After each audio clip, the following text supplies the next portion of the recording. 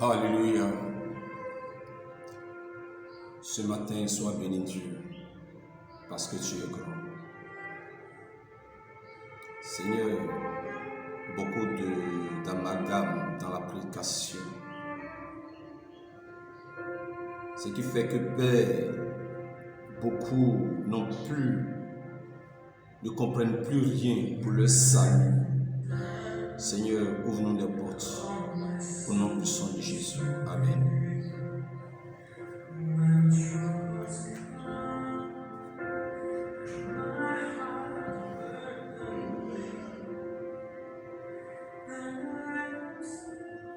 Alléluia. Soyez bénis les frères et en Christ. Moi, c'est le révérend Makaba. Je suis dans le Seigneur depuis mon bas âge. Et l'on ne peut donner que ce qu'il a reçu. Et ce matin, j'aimerais que vous prêtiez attention. Parce que nous sommes appelés à être des évangélistes, ceux mêmes qui annoncent en tout moment la parole de Dieu. Tous ceux qui sont dans le monde, nous allons et nous les arrachons de la main du diable. Et c'est ce que nous faisons nuit et jour. Mais nous constatons que dans ces derniers temps, beaucoup ne sont plus soucieux de leur salut. La Bible déclare que cherchez premièrement le roi des cieux et sa justice, et tout vous sera accordé par-dessus tout. Bien-aimés, le plus important dans la vie, c'est le salut. La première des choses qu'un être humain doit chercher, ce n'est pas l'argent, c'est son salut.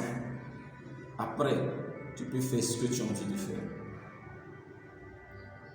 Amen. Alors la question que je pose aux gens aujourd'hui est simple. À quel moment peut-on dire que telle personne est sauvée? Je reprends encore la question. À quel moment peut-on dire que celui-là, quand il mourra, il ira au paradis? C'est à quel moment? Donc, à quel moment on peut dire de X qu'il a le salut? Il a le salut parce qu'il a cru en Jésus-Christ et qu'il s'est fait baptiser d'eau, ou bien parce que durant toute sa vie sur cette terre, il a été charitable. En tout cas, il a fait du bien. Il a fait prospérer même la communauté. C'est ça qui va le faire, qui va l'emmener au ciel. Ou bien parce qu'il a déclaré aux yeux du monde qu'il est chrétien. Parce que souvent on voit nos jeunes artistes déclarer aux yeux du monde qu'ils sont artistes. Est-ce que c'est ça qui fait de lui un homme sauvé? Alors je vais vous donner le secret. Ce qui fait que un homme peut dire que je suis sauvé. Je vais vous le dire. Parce que, tenez-vous bien, je me soucie de votre salut. C'est la chose la plus importante aux yeux de Dieu. Je me soucie de votre salut. Je reprends. Je me soucie de votre salut. C'est très important. Alors, nous allons lire un petit passage. Souvent, les gens prennent ça pour embrouiller leur esprit. Parce que les affaires de Dieu, là, les amis, ce n'est pas du jeu. Voilà, vous devez comprendre les choses. Et la personne qui est habilitée à donner un bon message de la parole de Dieu, c'est celui-là qui a le Saint-Esprit. Ce n'est pas le docteur, ce n'est pas le super évangéliste, ce n'est pas celui qui remplit les églises, non, mais celui qui a ce don de Dieu. le Saint-Esprit. Car c'est avec le Saint-Esprit que nous pouvons décortiquer la parole de Dieu. Tout ce que l'apôtre Paul a fait, les autres ont fait, c'est par le Saint-Esprit. Alléluia. Alors, on revient à notre sujet. À quel moment peut-on prétendre être sauvé? Et je vous ai dit qu'il y a un passage biblique qui trompe beaucoup de jeunes frères. Il faut qu'on rectifie les choses. Et de temps en temps, vous pouvez aussi me suivre. Et puis tout doucement, on avance. Alléluia.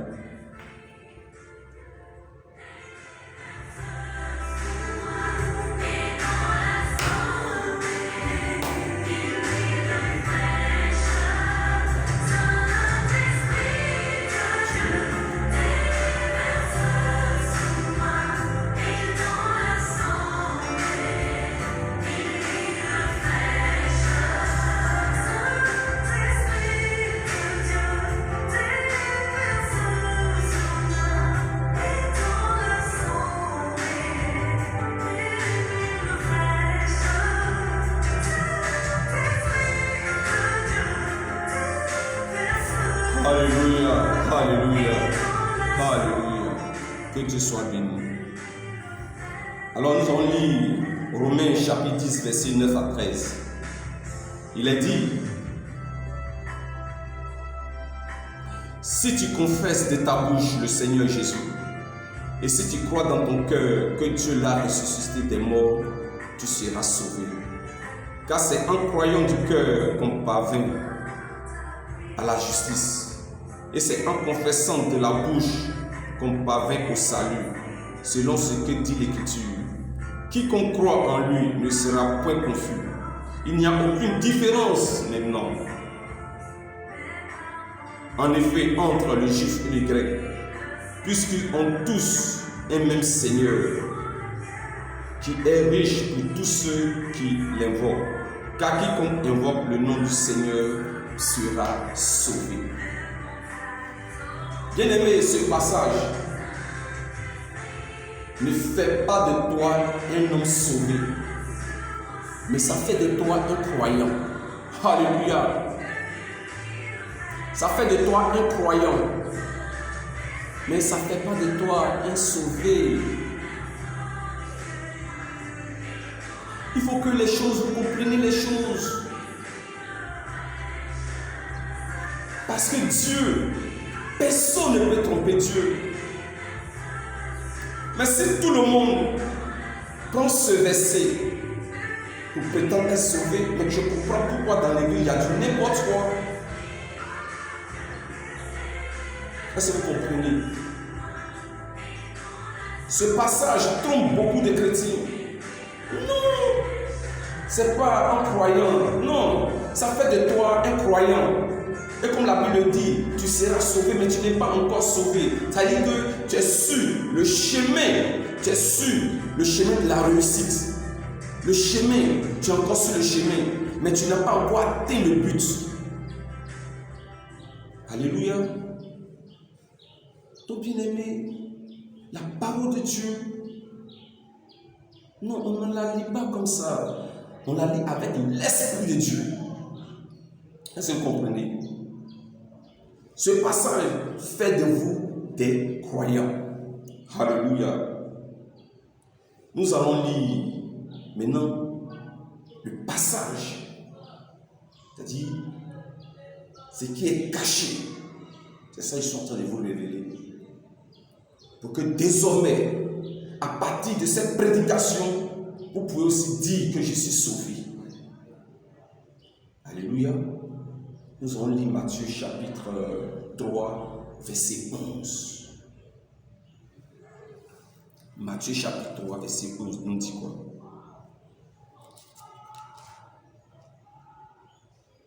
Matthieu chapitre 3, verset 11, je lis, je fais la lecture. Moi, je vous baptise d'eau pour vous emmener à la repentance. Mais celui qui vient après moi est plus puissant que moi. et je ne suis pas digne de porter ses souliers. Lui, il vous baptisera du Saint-Esprit et de feu. Lui, il vous baptisera du Saint-Esprit et de feu. C'est Jésus-Christ qui baptise du Saint-Esprit et de feu tous ceux qui l'ont confessé de leur bouche et qui ont cru en lui sincèrement. C'est-à-dire que toi, tu dis que tu as cru. C'est pas mauvais. Selon Romains 10, 9 à 13, tu as cru. C'est pas mauvais. Mais lui, le véritable Dieu, il faut que lui-même l'atteste que ce que tu viens de dire est vrai. Parce que lui, il sonde les cœurs. Raison pour laquelle, après avoir fini de confesser, il faut que tu attendes que Jésus-Christ lui-même vienne te baptiser du Saint-Esprit et du feu. L'homme est fait de trois parties. Il y a le corps, il y a l'esprit, et puis il y a l'âme. Le baptême de feu, dans d'autres personnes, on parle du baptême de l'âme. Il faut que ton âme soit imprégnée dans ce feu de Jésus-Christ pour que vraiment tu sois une nouvelle créature. Est-ce que vous comprenez? Sans le baptême du Saint-Esprit, mon frère, quel que soit ce que tu fais pour l'Église, c'est zéro. Quel que soit ce que tu fais pour le monde, c'est zéro. Quelle que soit ta ponctualité à l'église, mon frère, c'est zéro. Est-ce que vous comprenez? C'est le Saint-Esprit de Dieu qui nous réveillera au dernier jour. Est-ce que vous comprenez? Le don de Dieu qui est le Saint-Esprit. Lorsqu'on parle de l'enlèvement du chrétien, qui enlève? C'est le Saint-Esprit. Si tu es mort avant l'arrivée de Jésus-Christ, au dernier jour, les morts ressusciteront. Qui ressuscite? C'est le Saint-Esprit. Donc c'est le Saint-Esprit qui est le don de Dieu que Dieu donne à l'Église, à tous ceux qui l'ont accepté avec un cœur sincère.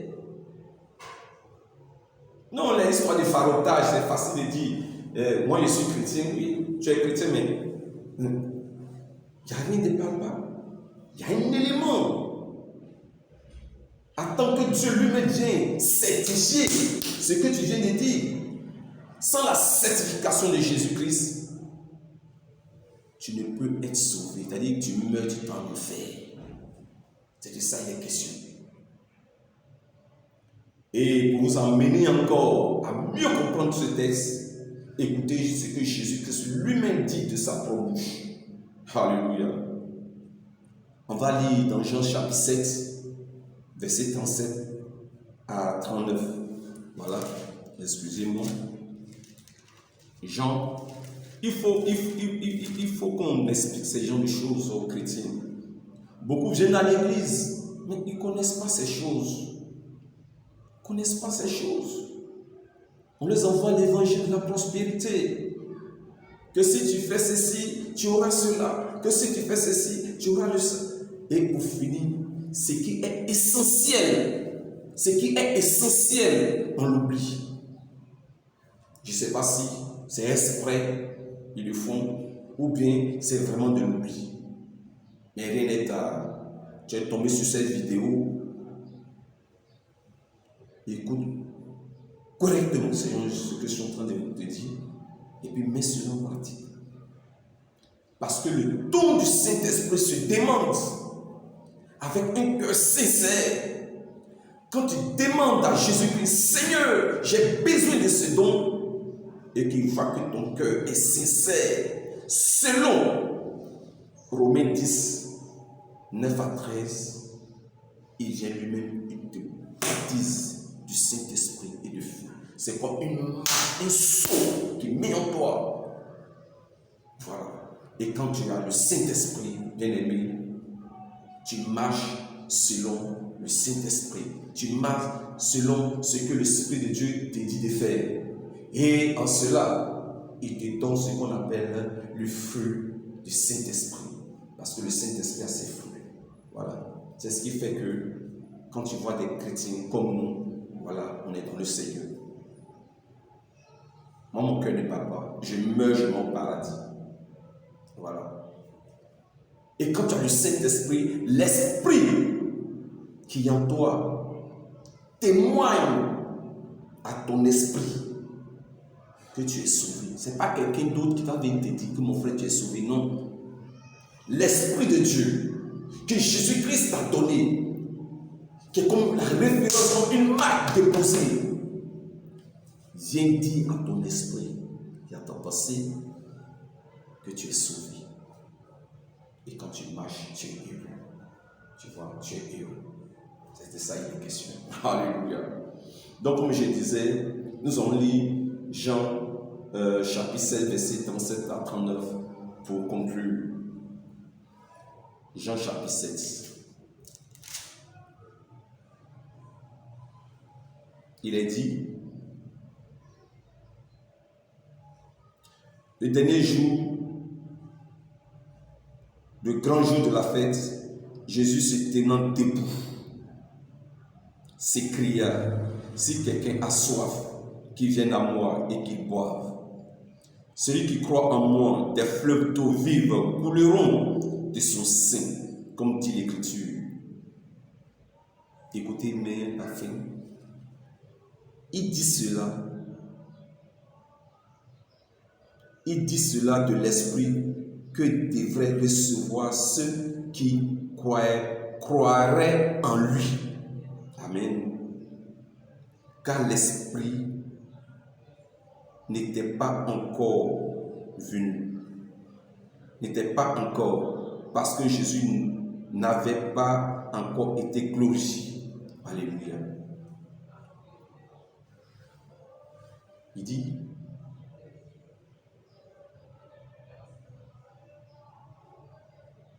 celui qui croit en moi, des fleuves d'eau vive couleront de son sein, comme le dit l'Écriture. Cette eau vive dont on parle. Cette eau vive dont on parle.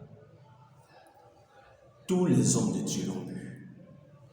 Tous les hommes de Dieu l'ont expérimenté. Mais l'apôtre Paul l'a dit.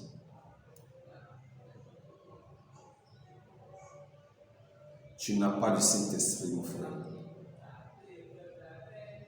Ton salut est douteux. Il faut chanter.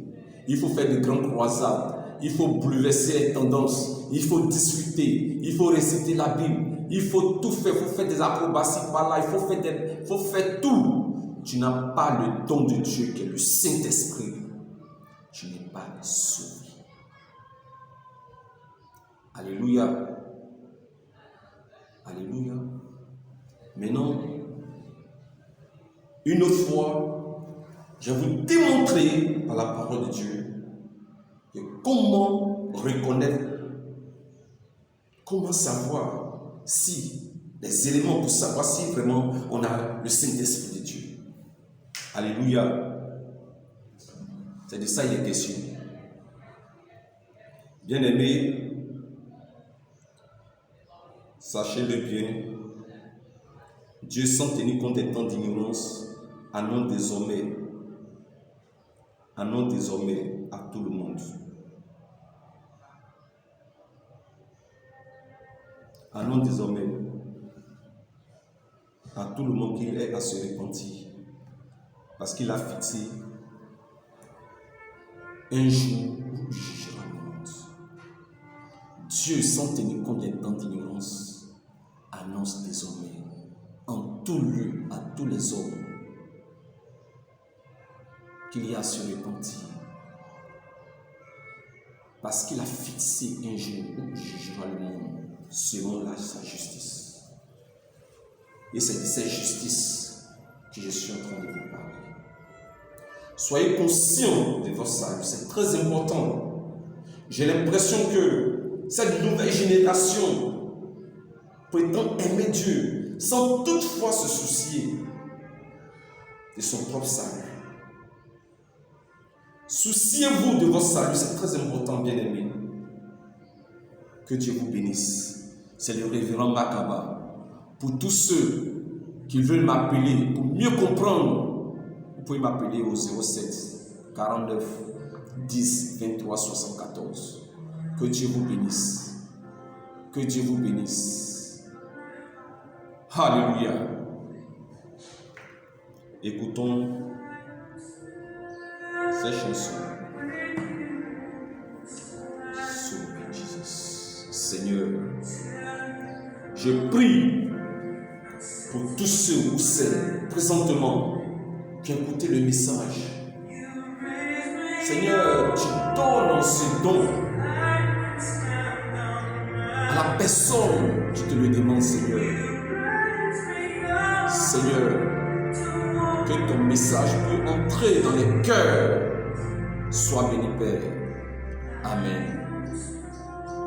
Alléluia. Alléluia. Merci, Seigneur. Donc, chers amis, voilà, on va se laisser. Voilà, c'est une vidéo de 21 minutes. Que Dieu vous bénisse. Que Dieu vous bénisse.